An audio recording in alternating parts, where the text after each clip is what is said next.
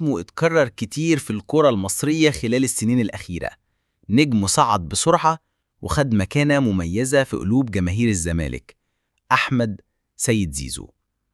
زيزو مش بس بدأ يتألق في الزمالك، لكن مسيرته قبل كده شملت محطات في أوروبا، في البرتغال مع مورينسي، واللي ساعدته يكتسب خبرة احترافية كبيرة. لما رجع لمصر وانضم للزمالك سنة 2019 كان انتقال عادي في نظر ناس كتير، لكن بسرعة جدا أصبح واحد من أهم اللاعبين في الفريق. أرقامه مع الزمالك بتتكلم: أهداف حاسمة في الدوري وصناعة فرص كتيرة لزمايله.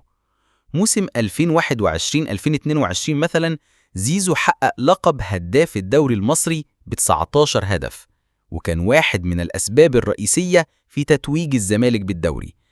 أضف إلى كده إنه حقق مع الفريق أكتر من بطولة محلية زي كاس مصر والدوري، وكمان شارك في بطولات أفريقية مهمة. الجماهير كانت شايفاه بطل، مش بس عشان أهدافه لكن كمان عشان روحه القتالية. في كل ماتش كان بيجري، بيقاتل، بيتكلم مع زمايله، وبيبان عليه الحماس اللي بيخلي المدرجات كلها تهتف باسمه: زيزو زيزو. لكن مع النجومية الكبيرة بدأت الأخبار. كل فترة كان يطلع كلام عن عروض عربية وأوروبية. جمهور الزمالك كان دايما مطمن إن زيزو مش ممكن يمشي، خصوصا إنه كان بيصرح أحيانا بحبه للنادي وارتباطه بالجماهير، لحد ما وقع الخبر اللي محدش كان متخيله: انتقال أحمد سيد زيزو للأهلي.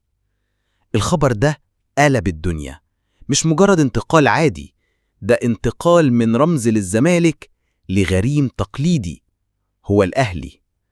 جماهير الزمالك حسوا بصدمة كبيرة، وكتير شافوا إن اللي حصل خيانة. في المقابل جماهير الأهلي اعتبروا الصفقة ضربة قوية جدا، ورحبوا بيه كواحد من النجوم اللي يقدروا يغيروا شكل الفريق. وسائل الإعلام سخنت القصة أكتر،